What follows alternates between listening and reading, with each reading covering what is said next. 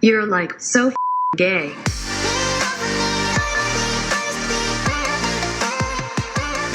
Hello and welcome back to Queering the Air with us. Hello, all you sexual deviants. And sexual deviant wannabes. My name is Aaron. Wow, you sound really excited about that intro. I'm just tired. Okay, fine. Anyway, my name is Aaron. My name is Matt. And this is episode 3. Technically, yeah. Crazy. I know. This is the first thing that we've recorded since we launched the podcast. And honestly, I'm kind of overwhelmed. Tell me more. Tell me more. Tell me more. I think with the amount of positive feedback that I've been getting, or that we've been getting, it's pretty much just from friends because, by not really being, anybody's, the amount of friends that have tuned in and listened to the podcast and that have reached out to tell us that they love it and that they... Honestly, even the amount of people that we know who have followed the Instagram, I was kind of shocked looking through who followed it, and I was like, oh my god, I just want to hug everybody. It was making me so soft. I was literally, for 2 days, I have just been that fucking emoji with the big eyes, the big black eyes with the little dots that are oh, I don't even know how to describe it. The one that's it looks like you're about to cry. Oh yeah, the bottom emoji. Yeah, I didn't want to use that as the identifier, but I guess the people who are listening to this will probably be able to identify it by that, unfortunately. And if you don't, just keep listening and you'll figure it out eventually. Yeah, it's if it were to be making a noise, it would be thank you all for all of the support so far. It really, really means a lot to us. Yeah, and I feel like it's hard to say anything other than thank you for listening, but I wish I could express myself a little bit better, just because to put yourself out there like this and to launch something that, you really have to commit yourself to, and you're opening yourself up to so much criticism and to be looked at under a spotlight, even when people can't see our faces or anything like that. It's true. Still really scary. And I do want to acknowledge also that it's this is a big step for Matt, because I'm used to kind of putting myself online, and I'm used to putting myself out there and constantly opening myself up to that. But this has been big for him. This is new for you. And I don't know if everyone who's listening knows that, especially if it's just me through, if you know us individually, maybe you don't know us through college or whatever. Matt isn't necessarily I don't know. So I'm proud of you for doing this. Thanks. Yeah, I appreciate that. I don't think I give myself enough credit for that. It is it's hard. It's hard, and it's taken me years to be able to be comfortable to just constantly put yourself out in the spot. I don't know, because you are just opening yourself up to people. No, for sure. It's something I've always admired about you, to be honest. And I don't think until we did this I really understood just how mentally draining it is. Yeah, and how impressive it is that you've been doing it and at such a professional level for so long. Thanks. So it just made me appreciate your YouTube history that much more. I will also say it also has been kind of hard for me, because I don't think I've ever opened up in the past. What I've been putting out online hasn't been so tied to my identity, and opening up, I don't know, I've never talked about sexuality or anything online really, because I just never wanted to open that door up. Doing this too has been interesting, but I think that it has made the support feel that much better. I feel what this podcast is aiming to do is actually something that's actually very important, and it's not just the YouTube videos that I used to make that were oh my god, what girls hate about guys. It's I think that this could actually start some very important conversations, so I'm excited about it. Thank you to everybody who's listened so far. We love you. We hope you keep enjoying the episodes. Also, thank you for your patience. We know that the audio quality has not been the best so far.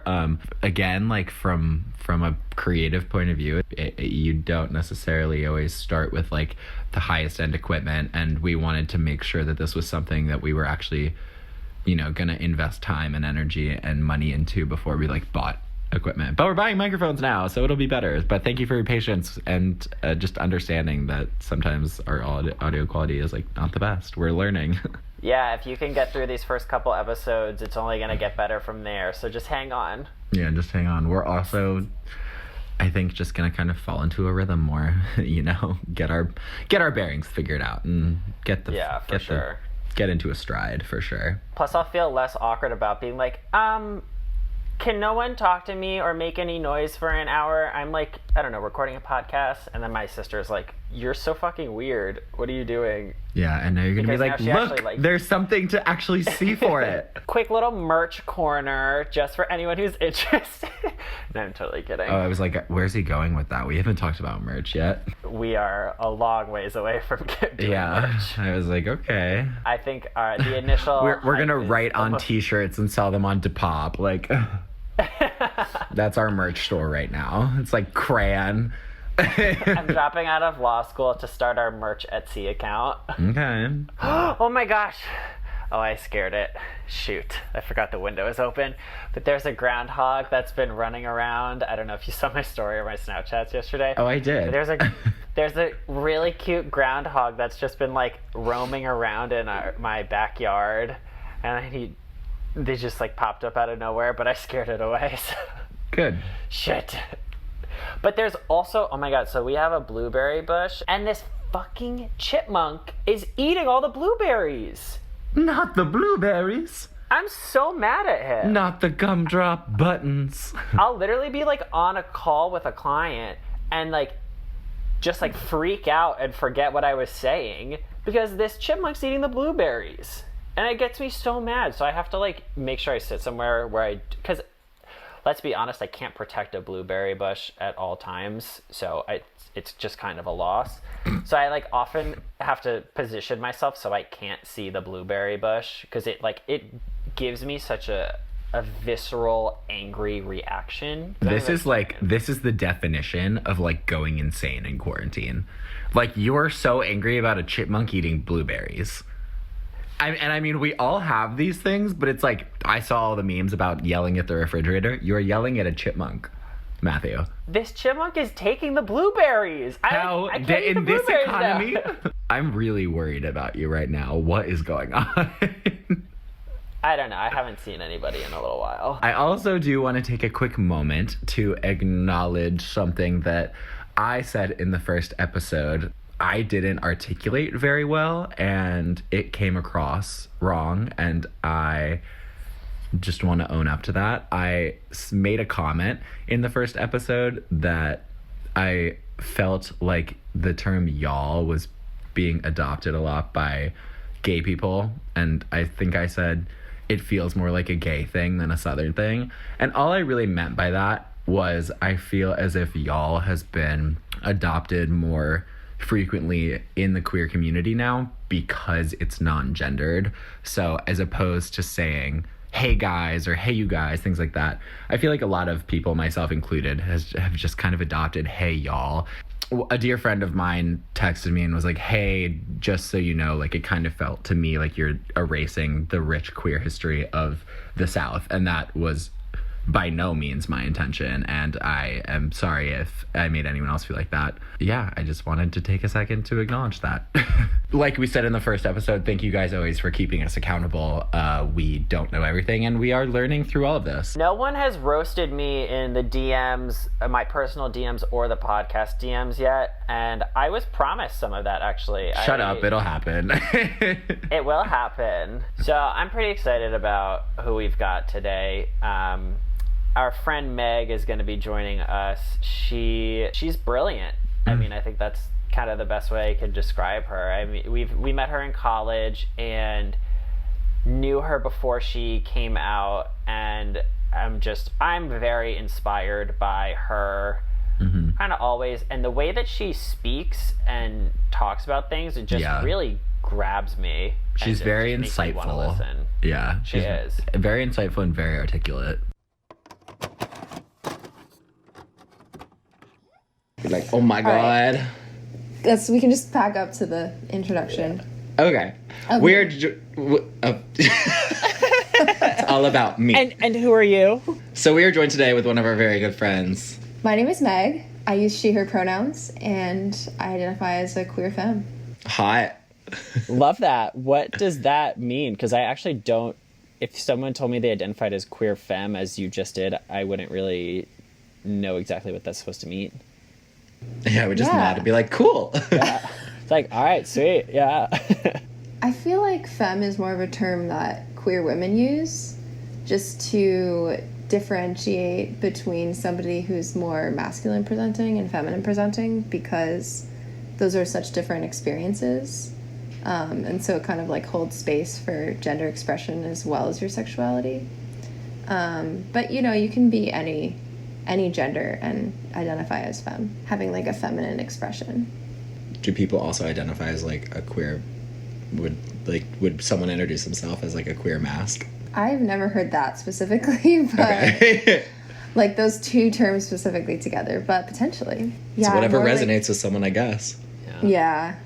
Because I feel like, I think the two terms together for me are important, because you can be femme and not queer, you know? Yeah. A lot of, I would say, if somebody is masc, I guess you could be masc and not queer as well.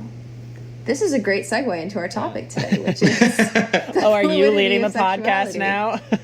Yeah, she's Yeah. hijacked. We've been mutinied. I think that's super interesting, actually, the idea of like identifying yourself with your sexual orientation and your gender right up front. Yeah, I feel like it's more of specifically in circles. I'm using the term queer women, but it would really be like a lesbian circle. So saying, you know, a femme lesbian is also a different like signifier, just like butch lesbian. So like queer slash butch would also be a signifier that a lot of people use, just to like further identify how you walk through the world. I think what kind of signifiers do gay men use? I mean, you guys have a lot too. Twink. I think they've been described as like tribes in the past, but it really, I guess it in like a similar way. Well, actually, I don't know if it's that similar, but it really kind of boils down to like your body type. Yeah. Yeah. That's So interesting. it's not so much how you walk through the world, but is like How you physically are. Yeah, how you physically are, and it's often used as like what your sexual attraction is. Like guys would be like, I'm into twinks, or like I'm into bears, or I mean, I guess those are kind of like the two biggest ones. I mean, there's kind of like subsets of them. But I think that's a very direct correlation to like the butch femme dynamic. Femme, butch, yeah. Would you say that it's maybe more sexualized and less focused on like just like general gender presentation? Because those terms don't really have anything to do, like you can be super masc, like if like Hugh Jackman, for example, were gay, like he would be a bear, but then you can also have like the way that he presents, he would still be a bear, versus like if he were walking around with like painted with like very traditionally like feminine characteristics, he would still be a bear. Oh, that's super interesting. No, Yeah. I think for women it's more like gender presentation thing. Yeah, I think these like totally just have like nothing to do with gender and everything to do with like how much hair is on your body, how much muscle you have, how big you are, how small you are. That is so interesting.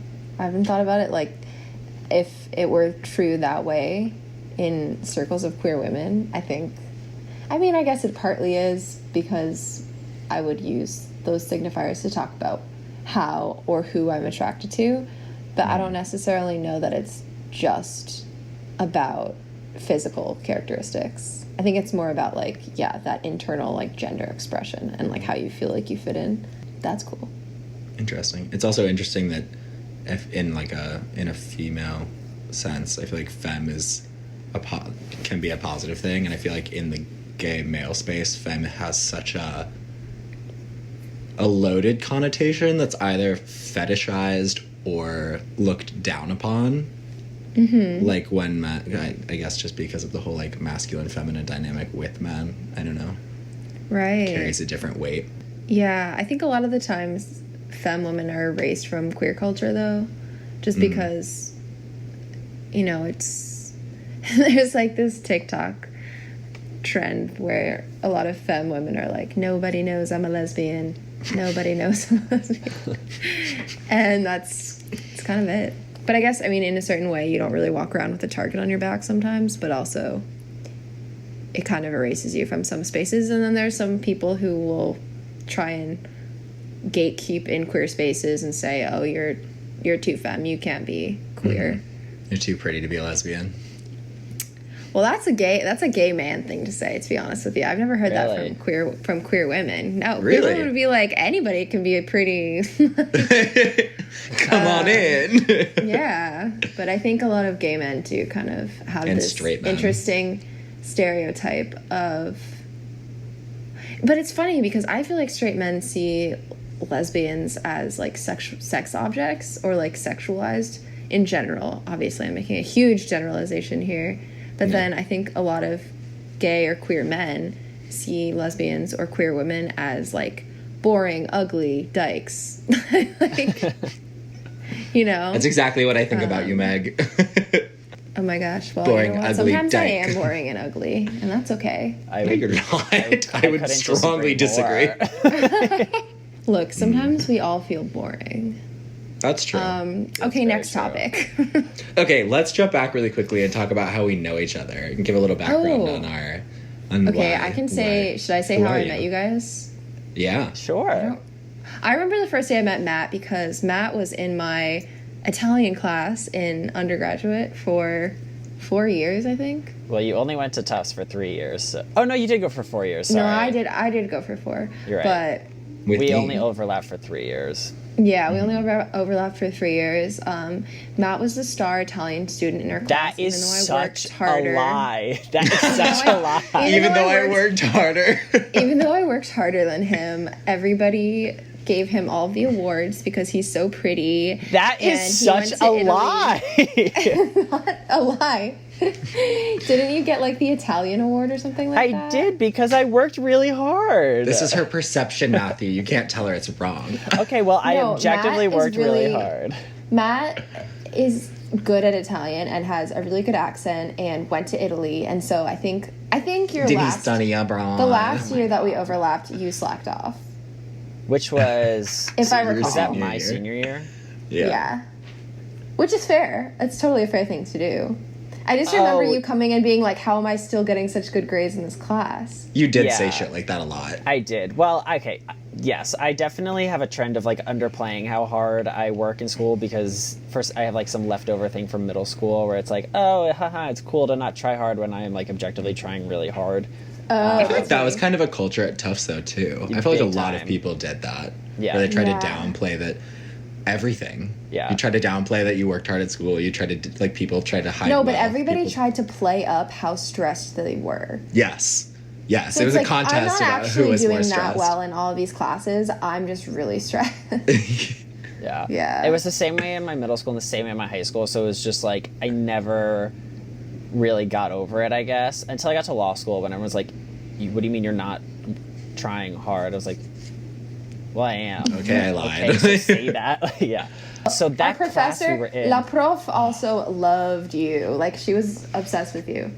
No, I No, don't know. she loved you. I don't know what makes you think that, but every time I went to her office and we were one-on-one, she would read me like it was her last day on Earth, and that was the only thing she had left to do. But that's such a classic Italian professor. Like, that's their way, is to kind of, like, be harsh on you because they care. I think she felt bad for me because all of the, like, literature classes or history classes I was in with her that were all taught in Italian, I was, like, hands down the worst one. There would be, like, four of us in a room in the class, and it'd be like me who started taking a modern language freshman year of college. Like, I'd only ever taken Latin before that. And then I'd have like a girl who lived in Italy growing up, a kid who'd been taking Italian since he was like in 5th grade, and then a girl who spoke French and Spanish fluently. Okay, so kudos to you then for being able to keep up.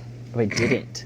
That was the thing. Oh. Like, that's why I think she objectively just felt bad because she was like, I don't know what to do with him. Yeah, anyway, I met Erin through my former sorority sister, which shouldn't say anything about me, mainly because I quit my sorority. I forgot you were in Cayo. I wasn't. Everyone should forget. So I ended up not being a fan, but Erin was friends with one of my former sorority sisters, so. We got pizza in Denmark. Yeah, we did get pizza in Denmark. That was good pizza. And then we sat next to each other at graduation. Oh my god, we did. At the FMS graduation. Yeah, me, you, and Taylor. What a It squad. was kind of... Aww. Wasn't it so cool when we could actually graduate in person? That was fun. Wow. When we could, like, live our lives. Yeah, that was cool. Just keep rubbing it in 2020's face, I don't ya? I know. I feel so fucking bad for everybody who's in college right now. Yeah. I mean, technically I am. I'm Okay, in Yeah. we're grad in school. grad school. It's not the same. Okay, well, that's a good segue. Meg Weck, help me. It's been a long week. Meg, what are you doing with your life now?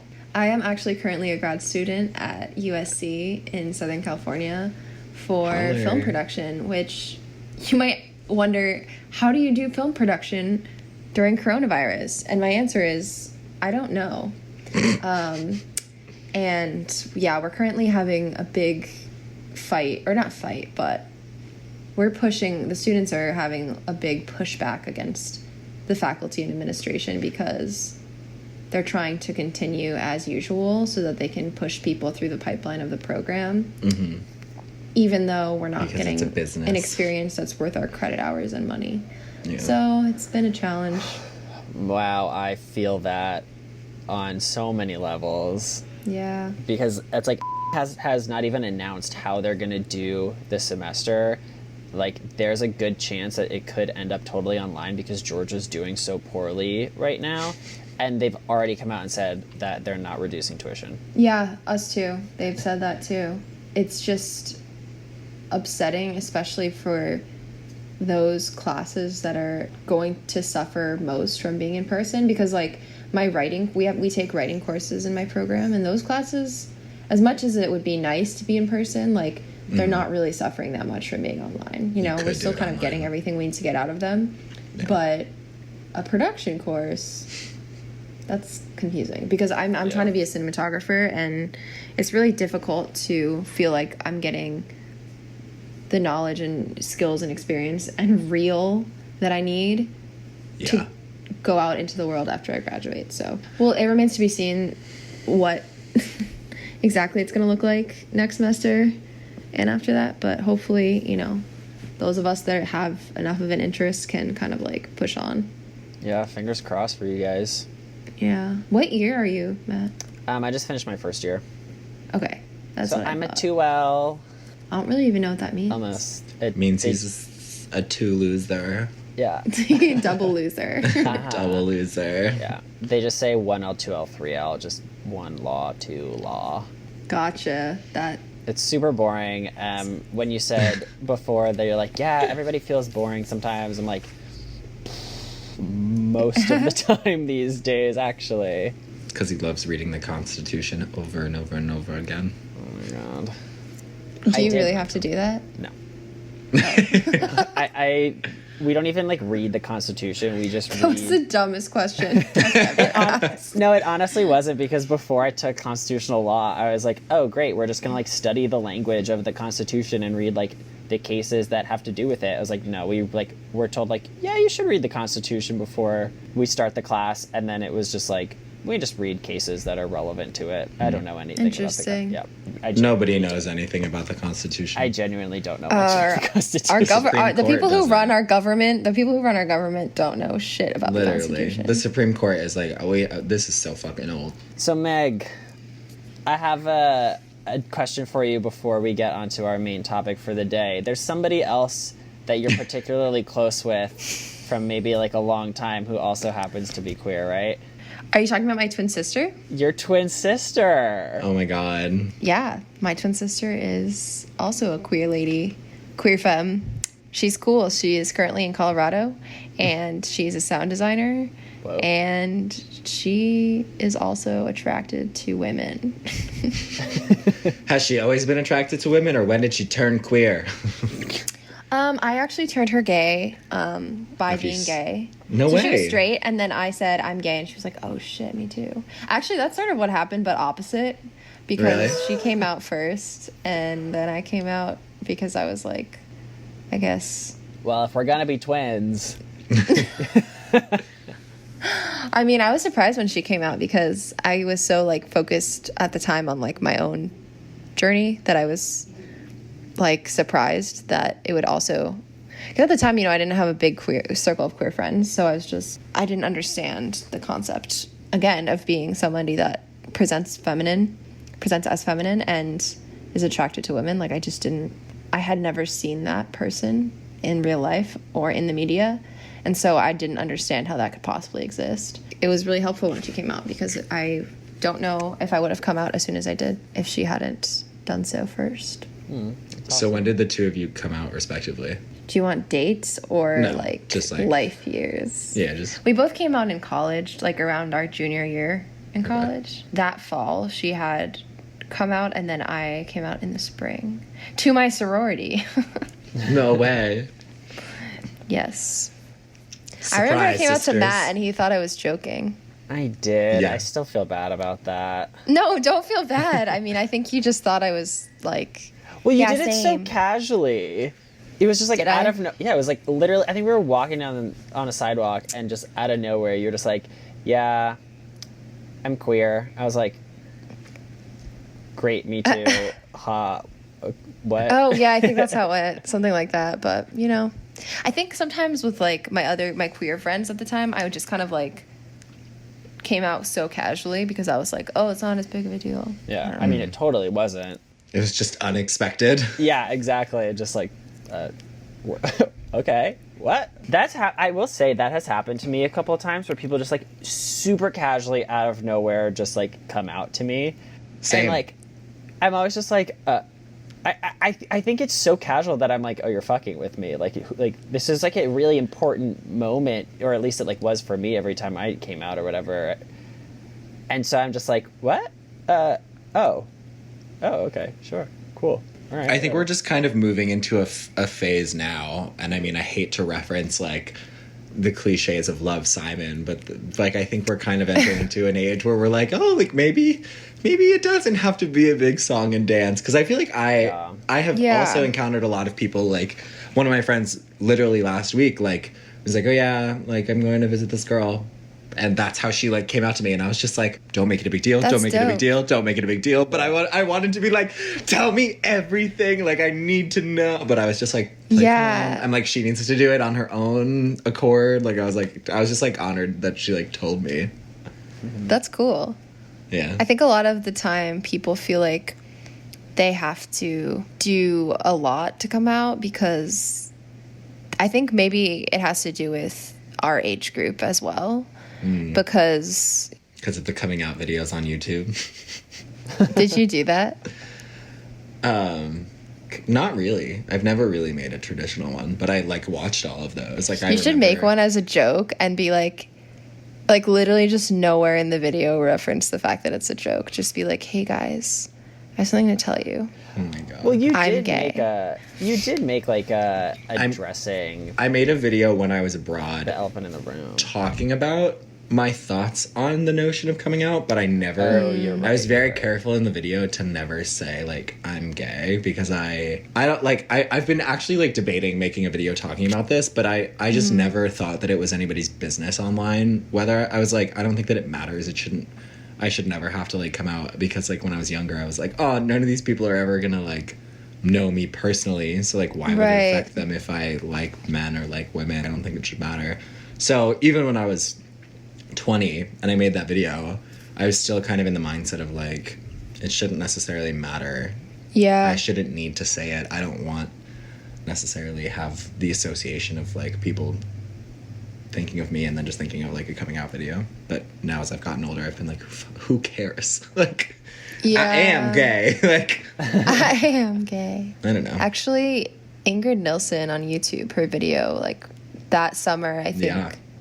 was the summer before I came out, and she was the first femme lesbian that I ever I was saw in mainstream shocked. culture. Yeah, I mean, I had I no was idea. too, because I was following her, and I was like, I have to come out now.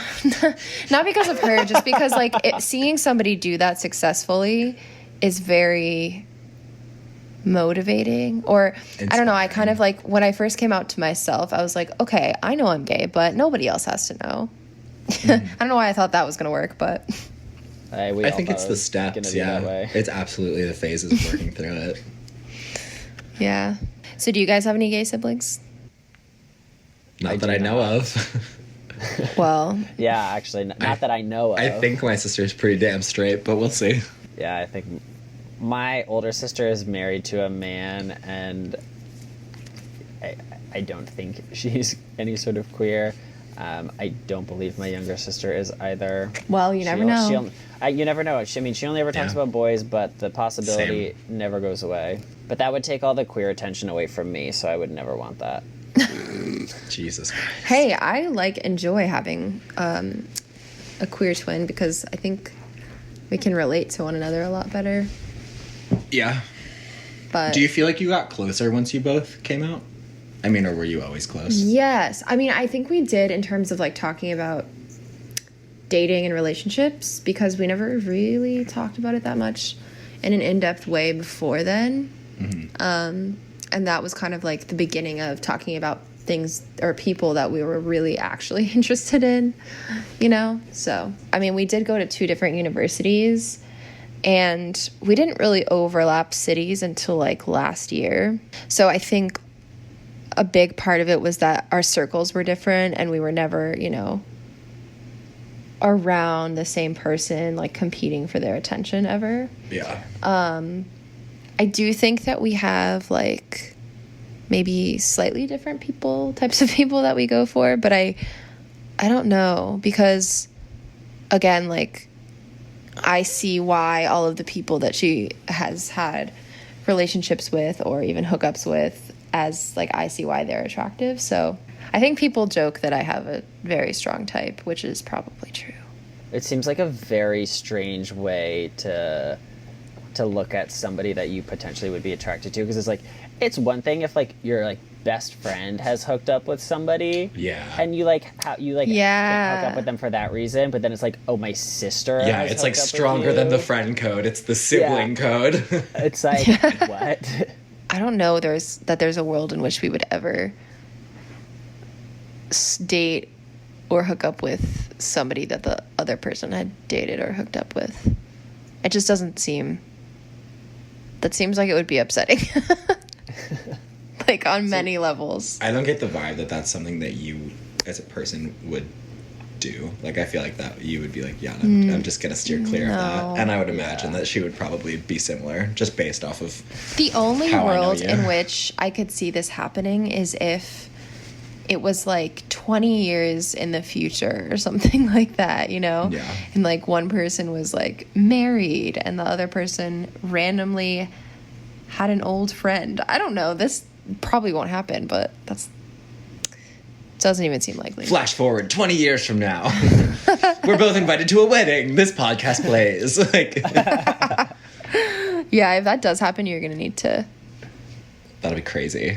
Another random tangential question is, have you found that as you've entered this like queer female world, it's very small and interconnected, especially as you go back and forth from like the East Coast to the West Coast?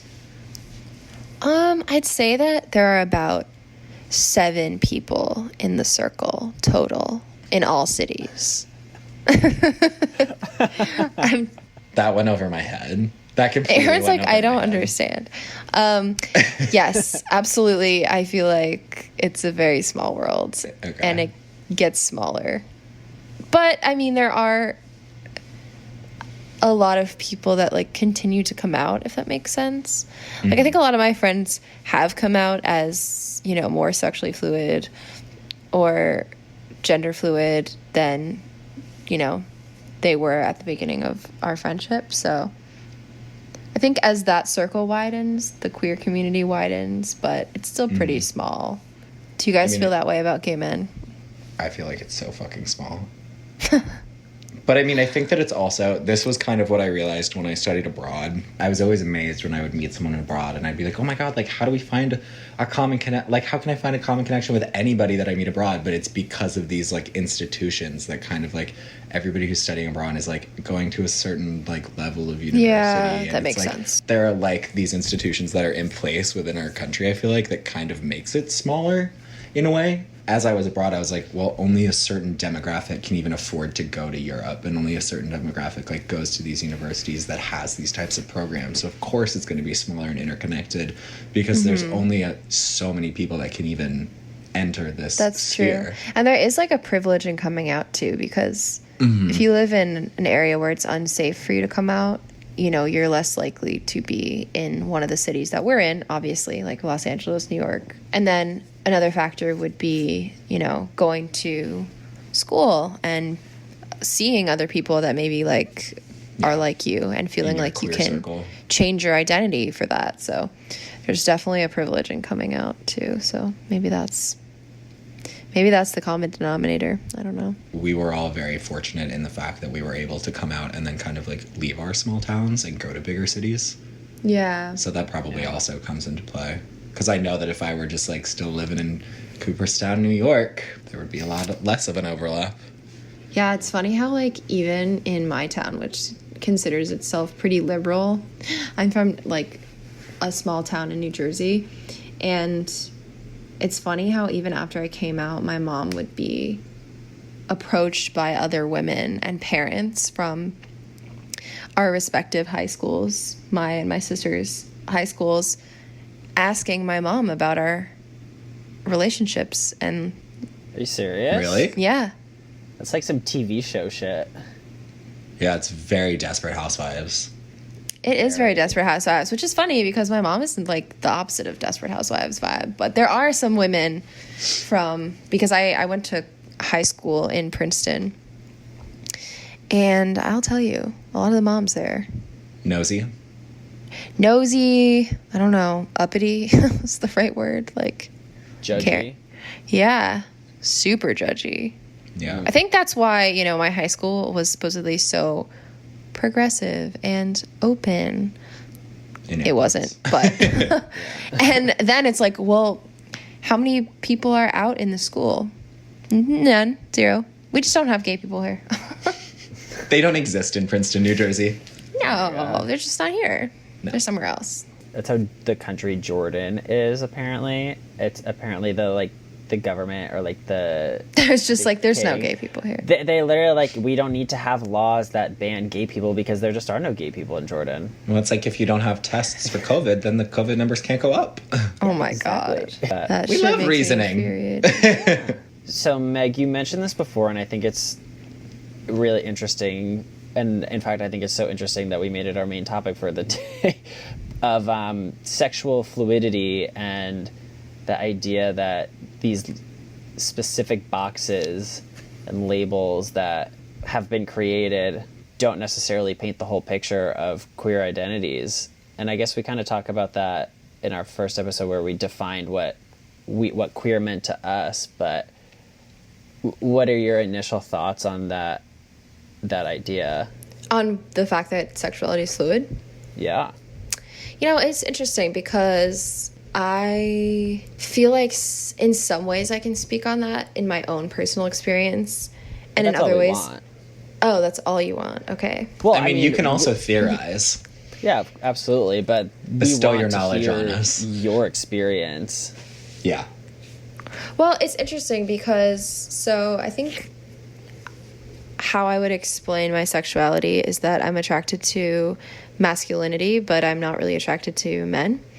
Or cis men, to be more accurate. And I think for a long time that's what confused me about my sexuality, is that I would have feelings of vague attraction to cis men in movies or TV or wherever. But then when it came time to like kiss a man, or I'll say a boy because never did I ever kiss a man. I was like 16. Never have I ever. Put down a finger. Kiss a man. All were boys. I still have all my fingers up. I would be confused. Like, why am I not enjoying this? Why is this why don't I like this? And then I think it took coming out for me to realize, oh, okay, I think I'm attracted to people who are more masculine than me, but not necessarily cis men. And there's a big spectrum when it comes to those types of people. So, you know, as much as my friends joke that I have like a type, which is probably true, I think I am attracted to like a range of different people. And that's how I kind of explain sexuality to people who are like, you know, I'm only straight. And I'd be like, but you're attracted to some, like I'm saying women, you're attracted to some men with like more feminine characteristics and some men with more masculine characteristics. Don't you, like, I think there's a spectrum there too. Yeah. Like within your attraction.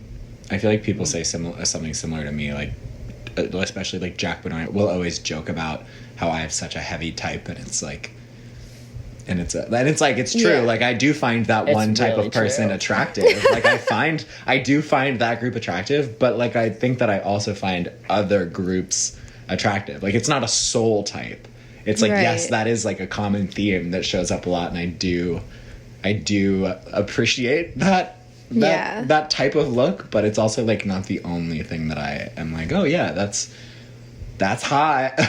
And I think that also, the reason I usually say queer femme and not like a lesbian is because, first of all, that term was like so stigmatized for me and probably a lot of queer women in their childhoods. So Lesbian? Sometimes I use it and like, I know that it makes people uncomfortable. So sometimes I use it on purpose to make people uncomfortable, or in spaces where I want Like if you're to. in Princeton, New Jersey. Yeah, where I'm like, I'm a I'm lesbian. a lesbian Yeah. dyke, yeah. No, that's exactly it. That's exactly right. I think. Also, is that an offensive word? I've heard mixed things about the term. I'm not offended by it if it's like Okay.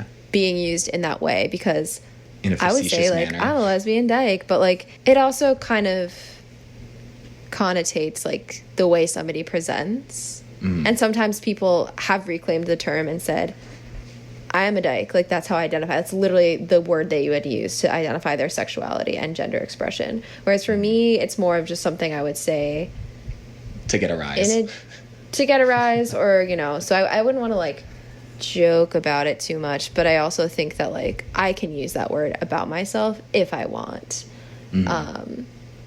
Just how I would kind of like be pretty uncomfortable using the word faggot. Like, Yeah. I don't think I would say that to anyone ever. Yeah. Just because it's just not something for me I to understand reclaim. that. Yeah. Not Whereas your I word think to you guys use. might feel differently about it. Yeah. Yeah. I don't love it. I don't, Yeah, some I people don't, use, I don't love like, it. I don't use hate it. it. Yeah, Yeah. I've gotten a lot more comfortable with it, actually. It definitely still makes me feel uncomfortable to use it, but in certain circumstances with certain people, and it's pretty much always when I'm with like my gay male friends, Yeah. is when I like feel most comfortable using it. It just like kind of feels safe. But Yes, exactly. but like my boyfriend, for example, like he really doesn't like it. So like I'll never say it around him. I think it's one of those things where it's like it's in the process of being reclaimed still. So like you got to Yeah. know your Yeah. audience, and I think Know it's your one- audience. Definitely. I Read think- the room. yeah, and I think it's one thing to like use it to get a rise, and another thing to like force other gay or queer men to accept it. Yeah. Yes, I totally understand that, because I know there are some women that I've either dated or people I've dated or people I've been with that would use the term dyke as just like, I'm a dyke, and like feel very comfortable saying that. And then there are some people who like maybe they've had some slurs thrown at them in their childhood, and so that is just not that comfortable for them, It's, like, and nor triggering. will it ever be. Yeah. Yeah. And that's totally fine too, I think. I think that's why a lot of people are averse to it, is because it has such a horrible connotation. Like, you know, like most of us have been called faggot at some point in our life. Like I've had random Yeah. strangers From a moving car. literally from a moving car. It was like not even 2 years ago it happened to me. Yeah. Yeah. Again, I was like, Jesus Christ. Isn't it so jarring when that still happens? Like, someone said it to me like on Hollywood Boulevard a few months ago, and I remember just being like, people are still doing this? Yeah. Yeah, it's kind of crazy. People, It's usually like my partner, whoever I'm with, that people will say something about, or if I'm holding hands with that person, they'll say something. But here's something cool about Philly. People in Philly are so fucking nice. The vibe in Philly is like everybody is kind of looking out for one another. That's good. And it's so interesting. Like there was a dude on the sidewalk, and obviously these are anecdotes from my life, not an overall statistic, but like, yeah, I have not been catcalled one time in Philadelphia.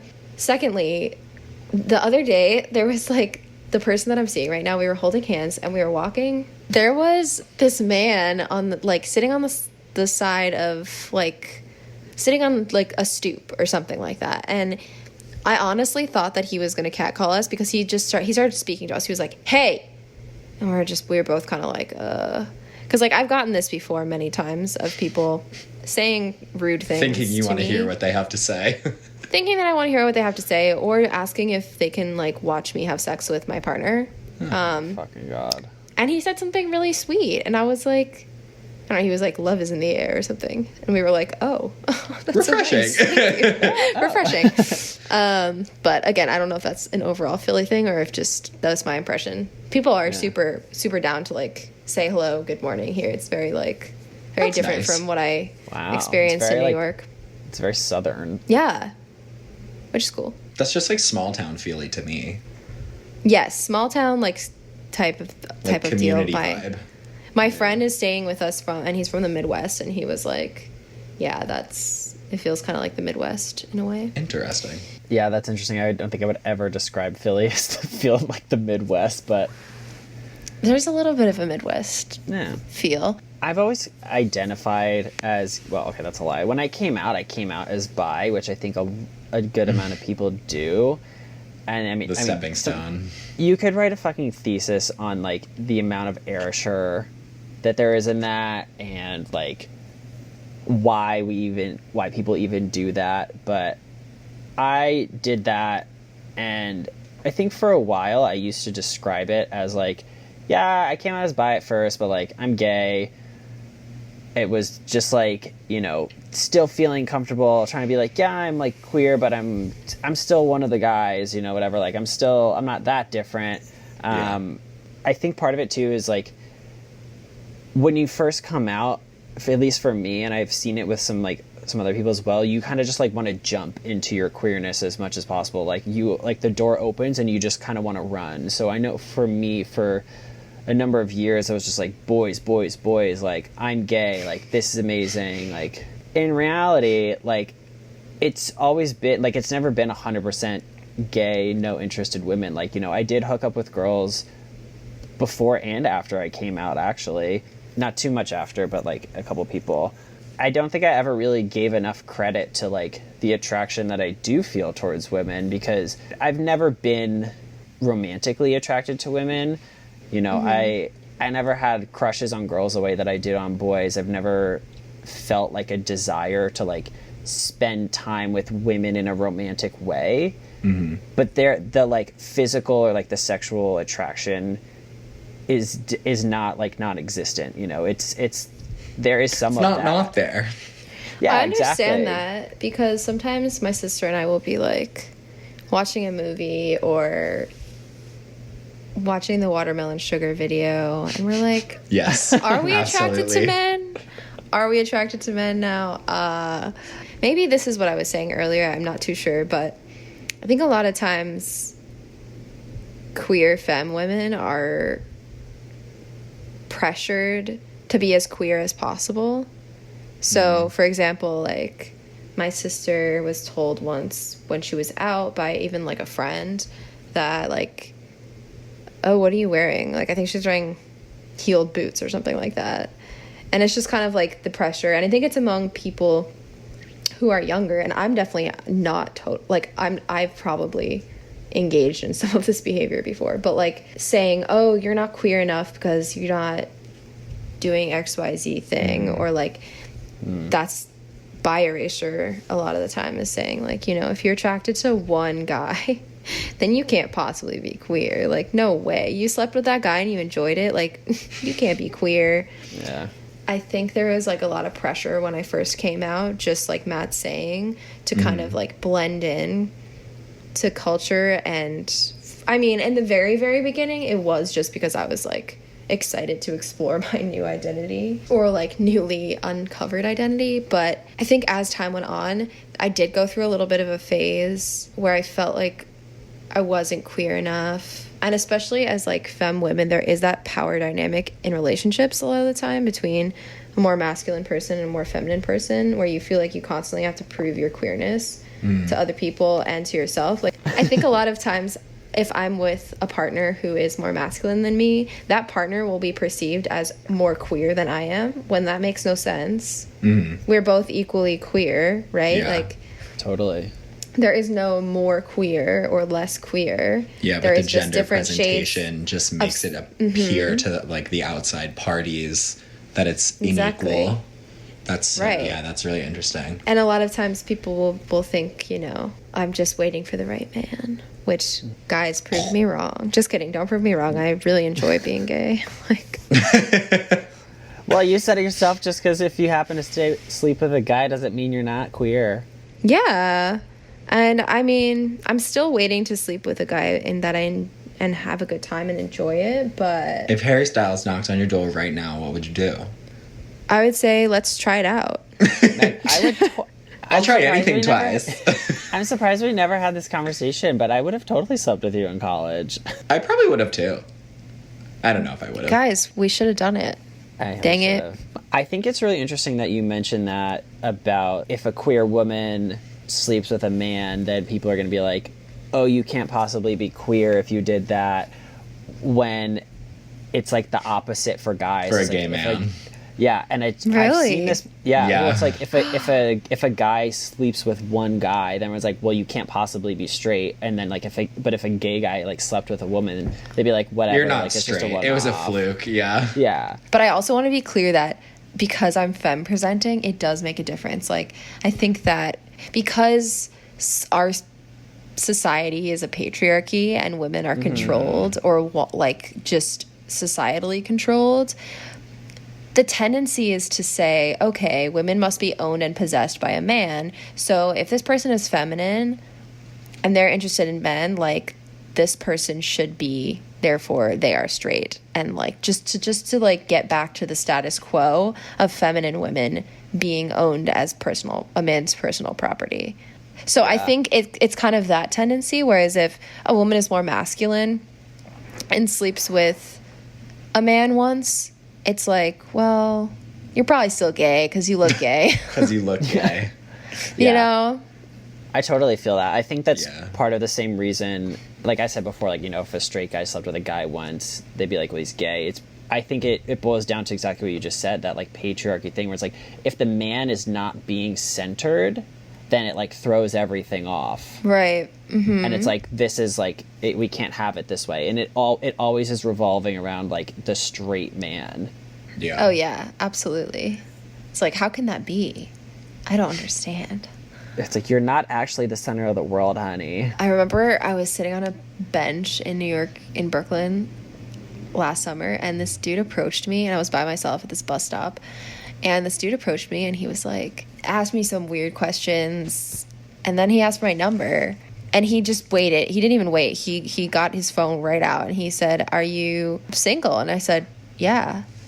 And he was like, "Oh, good, perfect," and starts getting out his phone, and I was like, "Well, actually, I'm gay, like, first of all, even if I was straight," no, but Very assumptive. but his response was, "Oh no, I'm sorry. That's like such a loss for you." And I was like, Ew. I Ew. was like, I kind of like my life though. I don't That's know. so repulsive. That was my response. I was Oh. like, I don't know, dude. I kind of like enjoy my life, and it kind of like threw him for a loop. I was like, you think I hate myself just because I'm queer? Like, Oh, what Wow. a garbage person. he walked away. He pretended like he was waiting for the bus too, but then I rejected him, and he had to Oh my god. get out of there. We love that. I'm glad he emasculation. walked away and didn't like keep harassing you. Yeah. Yeah. Yeah, my friend was telling me, well, she put it on her story that she was like hiking Runyon the other day, or she was doing a hike somewhere, and a man literally like took her phone from her and called himself from her phone so that he like had her number, and she was like, he would not leave me alone. She was like, men are fucking pigs. Oh my god. Jesus Christ. Wow. Like, that's so terrifying. That's like What the call the fuck? police. Yeah. Or excuse me. Guys, don't call the police anymore. I was gonna say Call don't the call appropriate Yeah. Or ever. community sanctioned number. I wish there was one. I still keep saying like, I'm gonna call the police, and then I always check myself and I'm like, oh god damn it. 'Cause Right. I loved like saying that. Yeah. You know, just like going for help. Like Cry for help. Cry. Yeah. He's not my mommy. Squirting him He's from not the my mountains. daddy. Have you seen that thing that's like, we need to phase out the term sugar daddy to make it more gender neutral. Call them your glucose guardian. Glucose guardian. I want a glucose guardian. I know. Aaron, Cool. if you had to put like a percentage on it, what would you say your percentage attraction to? I did want to I jump back really quickly because I thought it was interesting that you were saying that like you kind of went to bi as like the default, and when I originally came out, I came out as bi too, but I don't think it's because I mean, I think partially it was me being like, oh, it's easier to like ease into being gay, I guess. But then also on the other hand, I was like, but I did feel like attraction to girls when I was younger, and I did have crushes on girls, and I like only had crushes on girls when I was in like elementary school and middle school, but I also did have a girlfriend in high school. I had a girlfriend. Well, I had. But I wish I had a girlfriend in high too. school. I was Do you know who attracted my last to her. girlfriend was? It was me, guys. Isn't she dating Brooklyn Beckham now? No, that was my 7th grade girlfriend, who also Your was 7th grade girlfriend. one of the like 5 girlfriends I had in 7th grade. She also was Katara in the live action Avatar, and everyone rips on her for it. So I dodged a bullet there, I guess.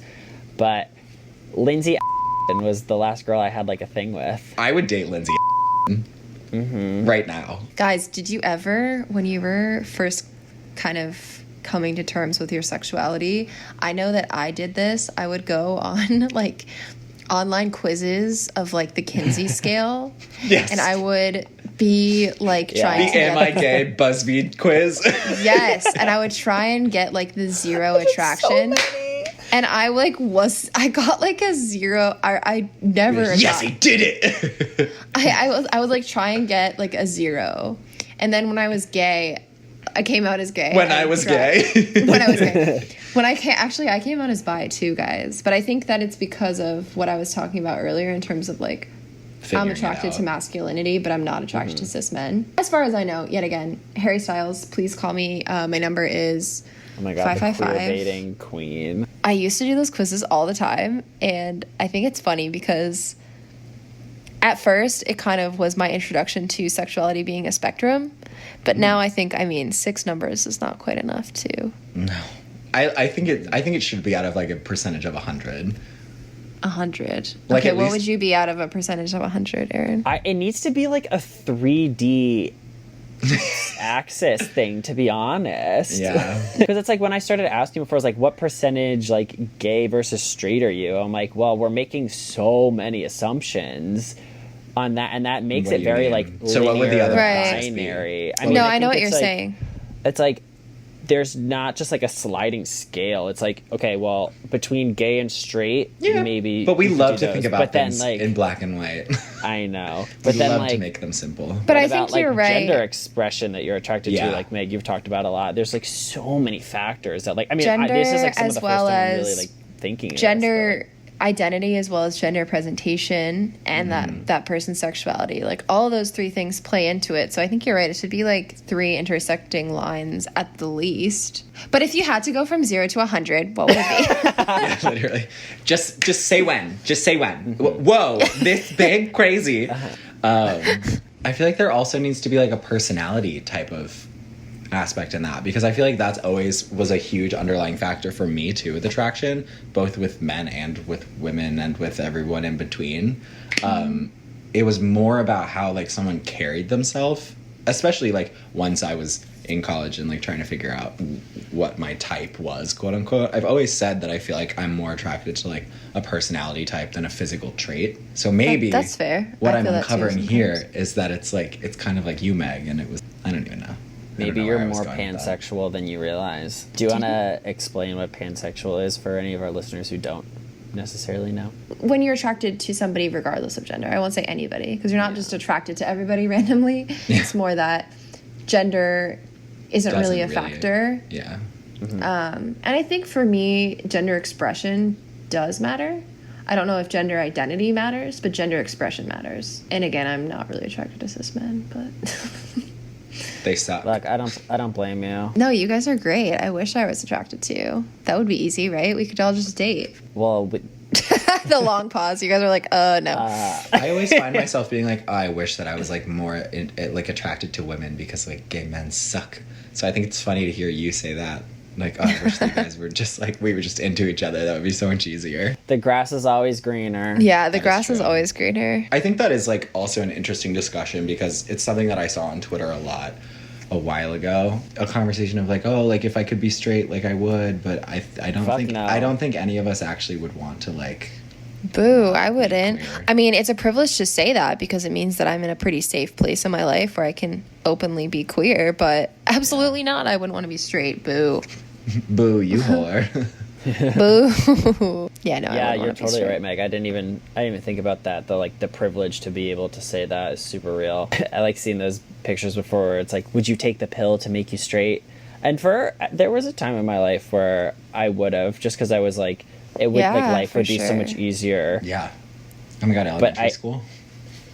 I mean, Elementary school. even in high school, even for like a bit after I came out, I was like, I wouldn't have to like think about things like this all the time, or like I wouldn't be alone right Yeah. now, you know.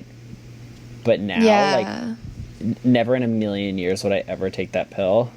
But I also wonder if we were, 13, 14, 15, 16 today, if we would feel similarly, because I feel like not only has, of course, the conversation changed a little bit, and I think that, like, of course, being queer is a little bit more normally, or a little bit more accepted in society, but I feel like, I think that's part of the reason that I was so into, like, the internet when I was younger, because of that sense of community that I was able to find that I couldn't necessarily find in my tiny hometown where I felt like I was alone.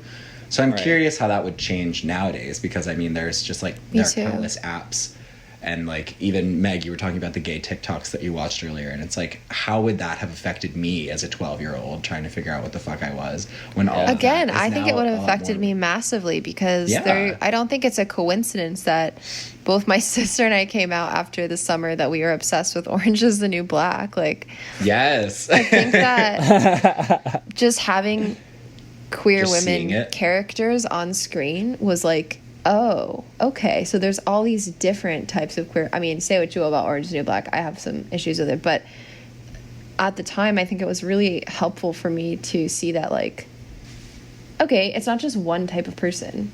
Yeah. It's not just like, It's oh, not just I mean, boo. it's not just, well, Just actually, growing up, it was more like, oh, I'm not Ellen DeGeneres, so I DeGeneres, guess I can't yeah. be gay. Yeah. I think that that's an interesting topic too that I want to get into in like a completely different episode. Of course, shows like Orange is the New Black and like Love, Simon, and all of these shows that are coming out that are centered around queer individuals, like, they have their problems, but I don't think that we should discount them per se, because it's like they are still so important to have, even though they're flawed. But it's like no media is ever going to be perfect. I feel like they're so heavily criticized, and I don't want us to necessarily only look at the bad, because they are also doing a lot of Yeah, good for society. That's true. I mean, I criticize Orange is the New Black more for the discussion of like prison populations and like the use of a prison narrative as entertainment for people. It felt at times like we weren't looking at the issues in the way that it is, because those are that's people's lives. And oftentimes it's people's lives because of racism Yeah. or, even homophobia, like that Yeah. might be the reason why somebody's in jail. So I don't know. I think there's pros to that show in that, like, it does make you feel connected to people in prison, but their characters. I don't know. That's a whole different discussion. I just have my own thoughts on it. But I did feel a lot of shame because I was like very attracted to a lot of the characters, and it made me feel a lot of shame, I think. But that was also at the very beginning of my coming out process. So now I'm like, I don't care. I'm attracted to all of them. So who was your sexual awakening? My sexual awakening? Okay, let me think. Because if we go really far back to like being a child, my sister and I were strangely obsessed with the movie Quest for Camelot. So I think I was in love with the main character of that movie, which is an amazing animated Warner Brothers movie about the Knights of the Round Table. And Kaylee is the protagonist, who is going to, I forget what her purpose in this movie is, but she goes on a long journey and she's dressed like Peter Pan. My mom told my sister and I that we could not dress as her for Halloween because everyone would think we were Peter Pan and boys. And my mom's amazing. Held on to that. My mom's like super amazing, but I have held on to that one. My real sexual awakening was Lisbeth Salander in the Girl with the Dragon Tattoo series, the Rooney Mara version specifically. My sister and I walked out of that movie and we're like, why do we feel so weird? Okay, there's also like some pretty intense violence and sexual violence in that movie, so it's not a lighthearted movie, but the main character is really attractive. All right, so what were the gayest things that you folks did this week? What was the gayest thing I did this week? Yeah. Interpret as you will. Yeah. I was gonna say have sex. That's pretty gay. Yeah. The gayest thing I did this week, I've been doing this thing through this nonprofit called SAGE, which I don't remember what it stands for, but it's basically a nonprofit that looks out and helps LGBTQ plus elders. And so at the beginning of the pandemic, they started midway through the pandemic, they started doing this thing where people could sign up to call LGBTQ elders who might be like isolating alone or are just feeling like particularly lonely during this. And so I called and talked to my LGBTQ elder for a little while and talked about just lots and lots of gay related things. Love that. I love that. Aaron, what's the gayest thing you did this week? I had a gals night with a friend last night who I haven't seen in like months, and just caught up on life and on drama and on boy drama and just unloaded it all, and it felt good. We're gonna do that when I come back to LA. Yes, please. But in person. Yes, please. What was the gayest thing you did this week? I think that it was probably just having sex with a woman. Clutches pearls. In this pandemic? Just for everyone's clarification, it's somebody that I've been seeing, so we're not social distancing. You're distant together. I'm not going around. You've been quarantining together. You've been in isolation together. I'm not going around. I'm not going around town, you know. Well, Meg, thank you so much for joining us and for You're welcome. having a really awesome conversation. Yeah, this was really, very enjoyable. This was really fun, and I can't wait to hear the other episodes that you guys do, because I like putting podcasts on when I'm just like doing mundane tasks, so I feel like I'm hanging out with my friends. We're so exciting. Keep up exciting. Sorry, exciting. Meg, where can everybody find you? Online or everybody can find me. If you don't want to be found, yeah. No, You're like, I'm hiding. You can follow me on Instagram at meg.weck. That's meg.weck. I'm not a YouTube personality like Aaron, so I don't really post content regularly, but if anybody wants to be my friend, like, that's cool. You can find me at Maddie Rohr, MATTYROHRER on Instagram. I'm a Twitter lurker and retweeter, so you're not going to get many original thoughts out of me, but I'm also on Twitter, same handle. You can find me everywhere, Aaron Idelson, AARONIDELSON, pretty much everywhere. So thank you all so much for listening. We will see you again in a week. Bye. Thanks for joining, Meg. Thank you so much. Yeah, thank you, Meg. We love you. We appreciate you. Love you guys. We adore you. All right. Bye, y'all. Bye.